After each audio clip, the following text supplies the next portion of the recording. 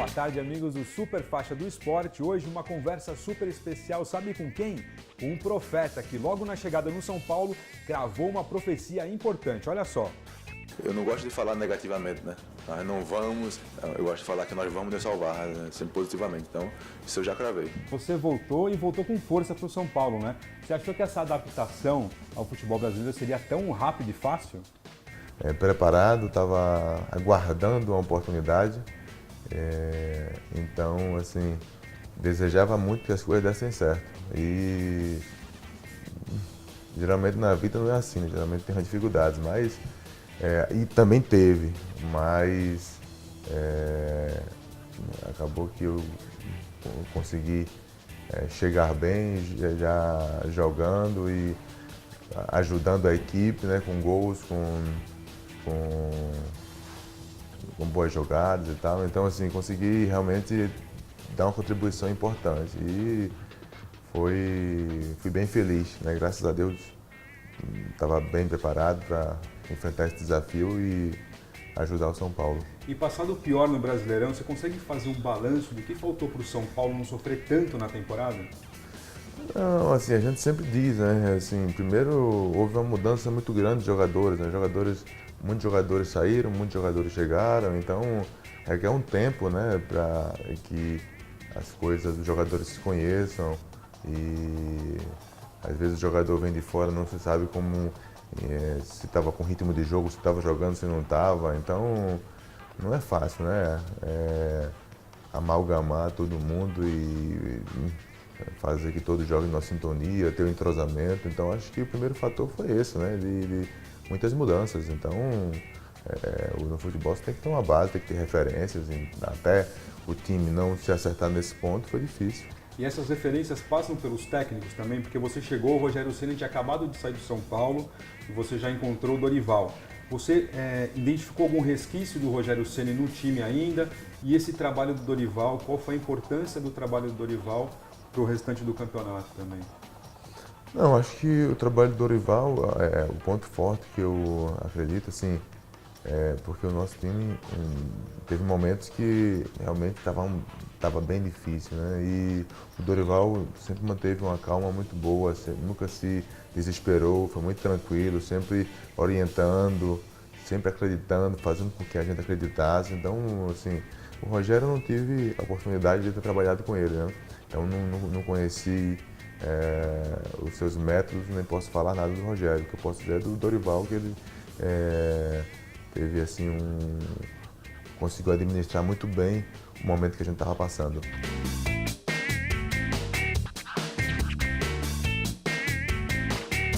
A diretoria do São Paulo abriu esse ano já para conversar com torcida organizada, ouvir reivindicação de torcida. Isso é bom ou é ruim? Isso não intimida o jogador? Mais uma vez, é o mesmo ponto, né? Eu não concordo também com esse tipo de conversa, mas na situação que a gente estava enfrentando, por tudo aquilo que a torcida estava fazendo, lotando o estádio, eu acho que foi sábio da nossa parte, né? Também eles queriam conversar com a gente e com razão, porque eles estavam fazendo a parte deles e a gente não estava. Então, mas foi muito legal porque foi uma conversa civilizada. Você ainda sonha com seleção? Você teve um retorno muito bom no São Paulo e muita gente começou a falar do seu retorno para a seleção. Você ainda tem um sonho de servir a seleção? Sim, com certeza. Eu estou também trabalhando, me motivando com essa possibilidade, né, de ter uma chance ano que vem de ser convocado, talvez estar no grupo. Então isso faz parte sim dos meus sonhos. Você foi uma leva de jogador que foi para a China. Como que é, vindo de perto, como que é o futebol chinês? É ruim tecnicamente? É bom? Como que é em relação ao futebol brasileiro, ao futebol europeu? Não podemos comparar, né? O nível ainda está abaixo do futebol do Brasil, mas eu estava me divertindo, eu estava gostando, né? Porque apesar de não poder comparar, está um nível abaixo, mas também não é algo, né, completamente não é como você falou, né? O nível não é tão ruim, como é isso, o nível não é tão baixo assim. Dá para jogar, dá para. Se você, é isso que tá. Se você não tiver realmente bem concentrado, motivado, focado, você não consegue fazer a diferença. Então, assim, está em evolução. Acredito que se o futebol chinês continuar levando jogadores, treinadores, eu acho que tem chance aí de, no futuro, em alguns anos, ter uma liga mais forte e a China talvez consiga brigar aí com mais frequência, né, por uma vaga na Copa do Mundo, né? Eu acho que precisa crescer, né? Precisa investir como estão fazendo. Espero que não pare para que consigam crescer.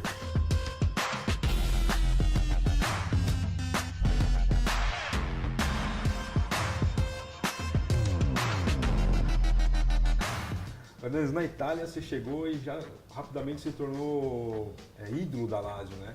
Mas a sua saída foi meio conturbada de lá. Como foi isso aí?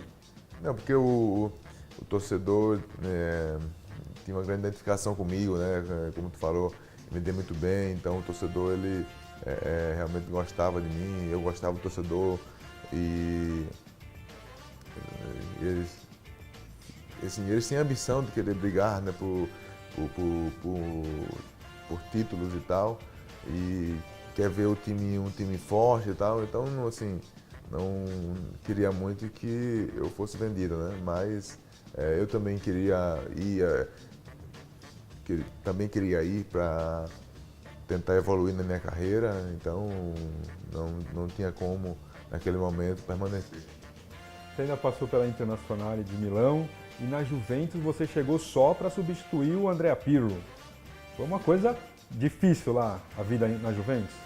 Não, difícil também porque não era a minha posição, né? Eu falo sempre que precisei de um ano para me adaptar, então não é fácil, como eu falei, no futebol precisa de tempo para as coisas e realmente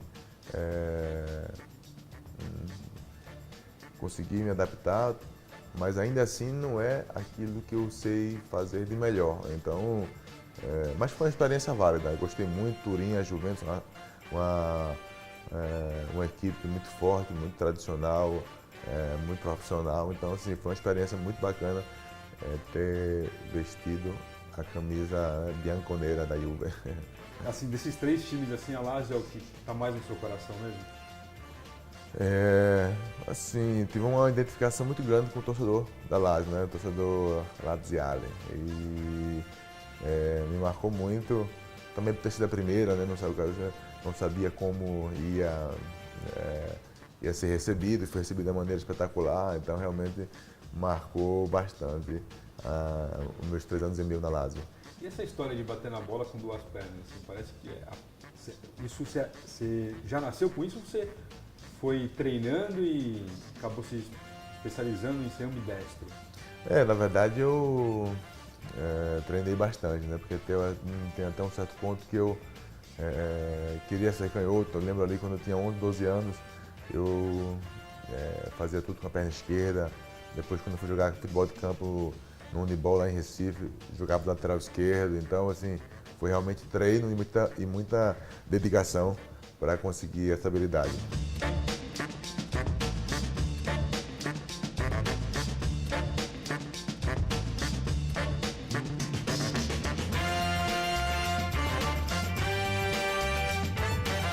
E como surgiu essa história de profeta, essas profecias que todo mundo curte? Surgiu, acho que talvez sabe, porque eu tenho uma ligação, né, com a Bíblia, né, e eu leio muito e gosto muito de ler também e de vez em quando solto umas frases e tal, e aí faz parte, né, da minha personalidade, né, não é só para as câmeras, no dia a dia também eu gosto, né, de ter, eu faço reflexões, eu gosto de pensar nas coisas, de entender as coisas, então acho que vem daí. E os jogadores, eles te enchem muito o saco pelo seu jeito assim, de falar difícil às vezes, né? Que a vida é uma sucessiva sucessão de sucessões que se sucedem sucessivamente. Ficou legal porque é engraçado. E quando acontecia alguma coisa, algum episódio inusitado, inédito, então tinha alguns jogadores que falavam assim: "Ei, Profeta, qual é a lição de hoje?" Então pegou esse estigma aí e ficou uma maneira divertida de a gente descontrair com essa coisa do Profeta. E para terminar, uma profecia para o São Paulo em 2018, tem alguma já? Não sei se profecia, mas uma esperança de que os torcedores e nós soframos menos e que tenhamos mais divertimento, né? Melhor. Porque esse ano foi muito complicado. Então, bom divertimento, obrigado pela entrevista, obrigado galera do Super Faixa do Esporte. Abraço, valeu, obrigado.